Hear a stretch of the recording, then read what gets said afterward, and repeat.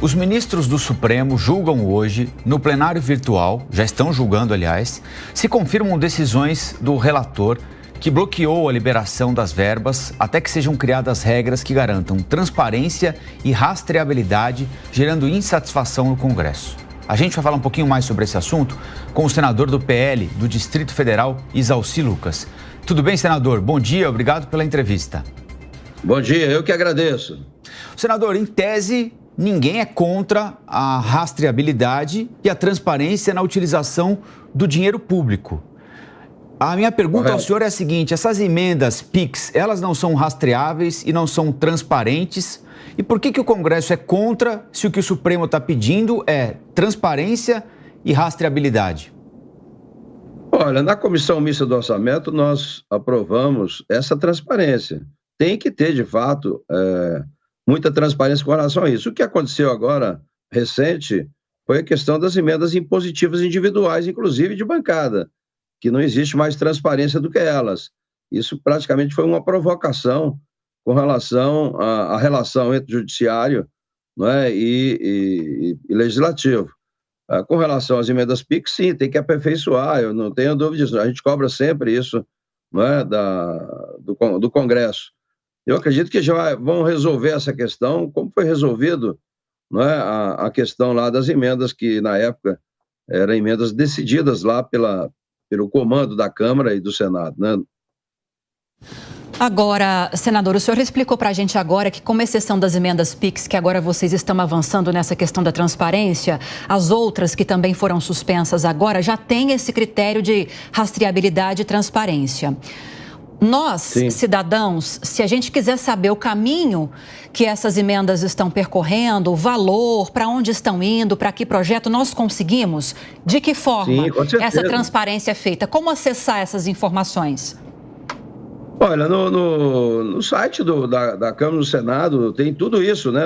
O parlamentar, quando indica uma emenda, primeiro, né, tem a indicação dele, seja como bancada, seja como individual, né, encaminha essa emenda para o Ministério, já definindo realmente o destino delas, está lá também, quem executa é o Ministério.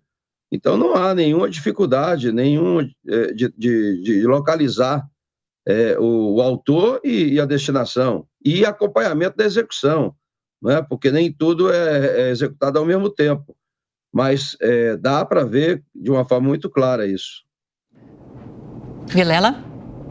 Senador, bom dia. Senador, diante desses elementos que o senhor está colocando, na sua visão, na visão do Legislativo, o senhor entende que há uma certa intromissão de um poder em relação ao outro por conta sob essa justificativa de que não haveria transparência na concessão dessas emendas? Sim, houve um excesso agora, né? Porque na prática, como é que funcionava até 2014, 2016, nasceu a emenda impositiva? É que antes da emenda impositiva individual, as emendas eram concedidas apenas àqueles que apoiavam o governo, ou seja, todos que eram da base. Então, eu, por exemplo, que sempre fui oposição ao Partido dos Trabalhadores, nunca tinha recebido emenda nenhuma destinação de emenda para nenhum lugar. Então, criamos exatamente para isso, para ser uma coisa republicana, independente se apoia o governo ou não, né, o parlamentar tem que receber, porque ele tem as suas bases e conhece a realidade, né, quem conhece realmente a população, as necessidades, é quem está lá na ponta. Esses burocratas que estão nos ministérios, muitas vezes não conhecem nem as cidades, não conhecem o mundo real. E quem conhece são os parlamentares. Agora, é evidente que você tem que compatibilizar, né, os recursos com a política que, infelizmente, nós não temos no Brasil, que é uma política de Estado, a gente tem política de governo. Então, os parlamentares, identificando as necessidades na ponta, na base, né, então ele indica realmente para fazer uma ponte, um asfalto, para uma escola, para um programa social, né? Então, os parlamentares é que conhecem, né? Então, tem muita transparência com relação a isso. Com relação a PIX, não. A gente precisa realmente aperfeiçoar a transparência disso, inclusive a forma de distribuição dessas emendas, né? Porque fica muito a cargo, né, do comando da presidência da Câmara e do Senado. O presidente Lula fala em sequestro do orçamento pelo Congresso. O senhor concorda? Evidente, né, que o que ele quer é o Poder Executivo definir a questão, não é, das emendas, onde é que vai ser aplicado, eles definirem. Não é? No governo passado, né, foi dado ao Congresso, e ao Congresso é que compete realmente, não é, aprovar e remanejar os recursos. Então, hoje, realmente, o Congresso tem um poder muito forte em relação ao orçamento. Agora, é evidente que tem que ter um equilíbrio, tem que ter realmente bom senso, né? Por isso é que a gente precisa realmente ter uma independência dos poderes, mas de uma forma harmônica, né? Não dá para a gente continuar ficando da forma como está, o Supremo interferindo nas prerrogativas do Congresso, o próprio Executivo. Você vê, recentemente, nós aprovamos a questão do PERSE, que é aquele incentivo fiscal para os eventos, né? Na época da pandemia, foi o setor que começou primeiro e foi o último a sair da crise. Aprovamos, né, que essa questão da desoneração da mesma forma, nós aprovamos depois, no recesso, ele emite uma medida provisória, né, contrariando tudo aquilo que foi decidido pelo Congresso. Então, a gente precisa realmente limitar essas questões de interferência nos poderes, né? O parlamentar conhece, sim, é ele que conhece a realidade de cada município, de cada estado, né? Então, essas coisas têm que ser feitas harmonicamente. Infelizmente, nós estamos num momento onde há uma parceria muito forte do judiciário com o executivo e, evidentemente, que essas decisões têm tudo a ver com a vontade política do executivo contra a questão do legislativo. Agora, senador, nessa página das acusações de interferência que muitas vezes são feitas em relação a essas decisões que são adotadas no STF, quando a gente ouve alguém que é ligado ao STF, o argumento é que nós não estamos interferindo, nós reagimos porque somos provocados.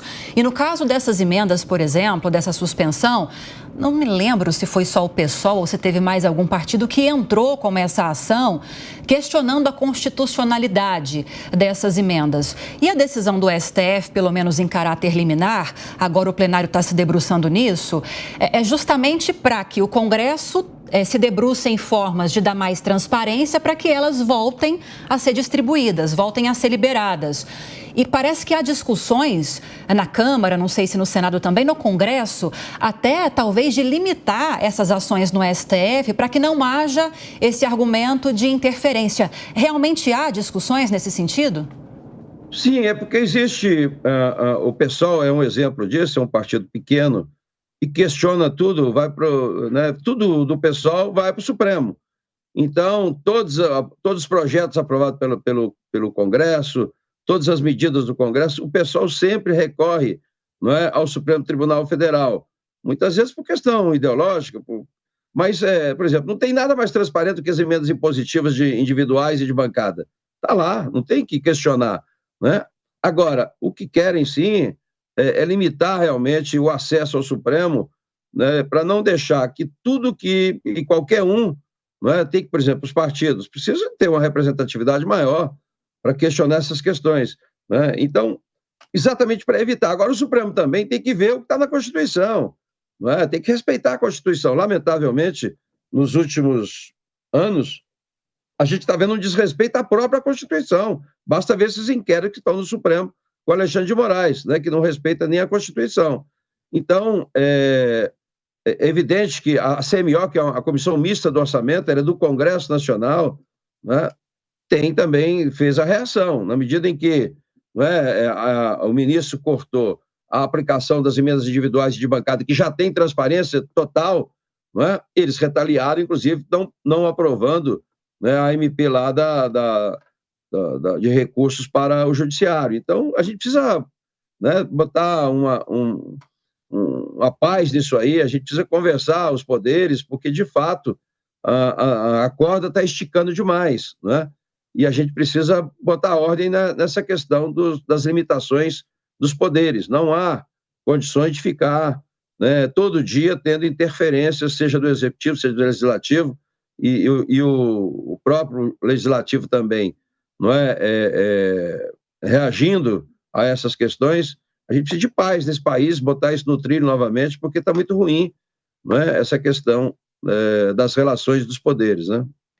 Conversamos com o senador do PL do Distrito Federal, Isalci Lucas. Muito obrigada pela participação. Bom fim de semana, senador. Eu que agradeço.